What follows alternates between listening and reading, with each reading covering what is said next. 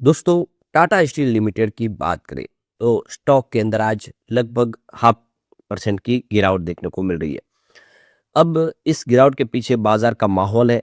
Steel sector और दूसरे metal sector बहुत ज़्यादा दौड़ चुके थे। उसके बाद में यहाँ पे प्रॉफिट बुकिंग हुई। अभी आपको पता ही होगा कि टाटा स्टील भी 200 को क्रॉस कर गया था। लेकिन अब आने वाला है रिजल्ट। उम्मीद है रिजल्ट से कि रिजल्ट बेहतर होगा, फिर एक पॉजिटिव माहौल बनेगा। वैसे बजट से भी काफ़ी ज़्यादा पॉजिटिव संभावना बनी है स्टील सेक्टर के लिए। तो यहाँ पे बजट में क्या बेनिफिट मिला है और क्वार्टर थ्री की संभावना क्या बन रही है, उन सारी बातों को समझने की कोशिश करेंगे इस वीडियो के माध्यम से। वैसे टाटा स्टील बहुत मजबूत लग रही है इस समय, क्योंकि अपनी पेयर कंपनियों की तुलना में इसकी वैल्यूएशन काफ़ी अट्रैक्टिव लग रही है। ऐसे में क्या आने वाले समय टाटा स्टील यहाँ से और बेहतर करेगा या फिर एक बार प्रॉफिट बुकिंग की संभावना बन रही है। लेकिन फ्रेंड्स, उससे पहले अगर आप पहली बार हमारे चैनल पे आए तो चैनल को सब्सक्राइब कर दीजिए, एक बेल आइकॉन दबा दीजिए ताकि जब भी नया वीडियो बने पहला नोटिफिकेशन आपको मिले। वीडियो पसंद आए तो लाइक से जरूर कीजिए। चलो फ्रेंड्स, वीडियो स्टार्ट करते हैं। मैं हूँ आपका दोस्त एसबी दवे और हमारे अपने चैनल ऑनलाइन कमाई में आपका बहुत बहुत स्वागत है। सबसे पहले टाटा स्टील के कारोबार की बात करूं। इस समय लगभग 12:30 का टाइम है। 184 पर स्टॉक ट्रेड करता हूँ, आपको दिखाई देगा, जहाँ पे 0.52% यानी लगभग आधा परसेंट की गिरावट देखने को मिल रही है। सुबह शुरुआत तो आप देखिए बिल्कुल फ्लैट हुई थी। अब यहाँ से उसके बाद में आप देखें तो 186 का हाई भी बना, लेकिन ऊपर के लेवल से बिकवाली देखने को मिली, कुछ दबाव बना है जिसकी वजह से 182 का लो बना है। लेकिन निचले लेवल से भी देखें तो स्टॉक थोड़ा सा अब यहाँ पे रिकवर होता हुआ भी दिखाई दे रहा है। यानी एक सीमित दायरे में दोनों तरफ का माहौल बना हुआ है। फिलहाल इसका 52 वीक का जो लो रेंज है वो आप देख सकते हो कि 125 का और हाई 202 का है। तो काफ़ी अच्छी दौड़ लगाया। आप देखें अभी रिसेंटली ही इसने 202 का हाई बनाया, तो इस स्टॉक में लोगों को काफ़ी अच्छा फायदा मिला है। मार्केट कैप फिलहाल 2.30 लाख करोड़ के आसपास है टाटा स्टील का, जो काफ़ी शानदार है। इसका पी रेशियो 33.76 का है। डिविडेंड इसका 1.95% के आसपास, जो काफ़ी अच्छा है। Dividend pay out Tata steel हमेशा अच्छा करती है और अब फिर से संभावना पॉजिटिव बनी है डिविडेंड को लेकर, क्योंकि क्वार्टर थ्री आने वाला। उम्मीद है कि क्वार्टर थ्री के दौरान कंपनी की तरफ से डिविडेंड को लेकर भी कुछ संभावना बने। अब इसकी परफॉर्मेंस देखें तो लगातार इसने पॉजिटिव रिटर्न है। सिर्फ 1 वीक के हिसाब से देखें तो आपको यहाँ पे 2.07% के आसपास की गिरावट देखने को मिलेगी। तो एक फ्रेश 52 वीक का हाई बनाने के बाद यहाँ पे प्रॉफिट बुकिंग आई है, क्योंकि बाजार की संभावना भी कमजोर बनी, जिसका असर यहाँ पे देखने को मिला। पिछले 1 मंथ के हिसाब से यहाँ पे 1.01% के आसपास की आपको तेजी देखने को मिलेगी और 3 मंथ के हिसाब से देखें तो 0.48% के आसपास की तेजी है। उतना कोई खास प्रदर्शन नहीं है पिछले 2-3 महीनों में, लेकिन 6 मंथ के हिसाब से यहाँ पे आपको 20.07% के आसपास की अच्छी तेजी देखने को मिलेगी, जबकि 9 मंथ के हिसाब से 31% के आसपास की तेजी बनी। तो 200 तक पहुंच गया था, उसके बाद प्रॉफिट बुकिंग आई जिसकी वजह से स्टॉक नीचे आया है। तो यहाँ पे देखिए फरवरी के शुरुआत में टाटा स्टील का जो प्राइस टू अर्निंग रेशियो है यानी पी रेशियो देखे तो काफ़ी रिजनेबल दिखाई दे रहा है, 31.12 पर है। तो ये देख सकते हो कि इसकी जो जो प्रीवियस फेयर वैल्यू से इस समय काफ़ी अच्छी वैल्यू पे आ गया। आप देखें तो इस समय इसकी वैल्यूएशन अच्छी है, क्योंकि ये अपनी पेयर कंपनियों की तुलना में इसका पी रेशियो काफ़ी लो है। अब जेएसडब्ल्यू की स्टील की बात करें, इसका 36.32 का पी रेशियो है, जबकि जिंदाल स्टील की बात करें उसका 34.69 का पी रेशियो है। आप क्लियरली समझ सकते हो इसकी जो कंपटीटर जो कंपनियां है उन दोनों का पी रेशियो हाई है, जबकि इसका पी रेशियो लो है। इसका मतलब यहाँ पे अपॉर्चुनिटी काफ़ी ज़्यादा दिखाई दे रही है। तो टाटा स्टील इस समय इस लेवल के हिसाब से, देखो पी रेशियो के हिसाब से काफ़ी अट्रैक्टिव लग रहा है इस लेवल पे। अब यहाँ पे टाटा स्टील के पीबी रेशियो की बात, प्राइस टू बुक रेशियो अगर देखो 2.44 का है, जो ये साबित कर रहा है कि यहाँ पे रिजनेबल और प्रीमियम बुक वैल्यू के आसपास ये आपको ट्रेड करता हुआ दिखाई देगा। और यहाँ पे ये अट्रैक्टिव रेंज के अंदर है। अगर आप देखें इसकी हिस्टोरिकल सेक्टर एवरेज के हिसाब से देखें तो इस समय ये एक अट्रैक्टिव लेवल के ऊपर है।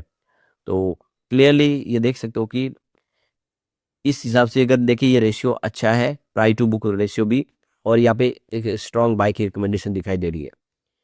इसके अलावा इसका ईवी एबिटाडा रेशियो देखें तो वो 11.08 है, जो जेएसडब्ल्यू के 13.54 से कम है और जिंदाल स्टील के 14.12 से भी कम है।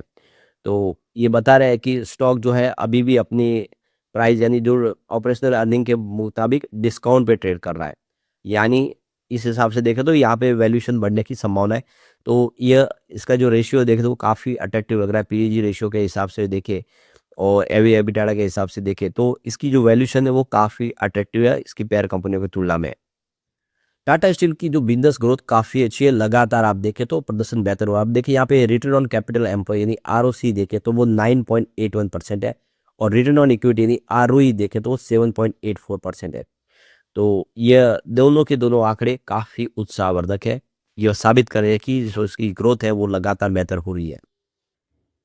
लास्ट 1 ईयर के अंदर देखो टाटा स्टील के अंदर 41.52% की ज़बरदस्त जंप देखने को मिली। इस दौरान सेंसेक्स में 5.16% के आसपास की तेज़ी बनी है।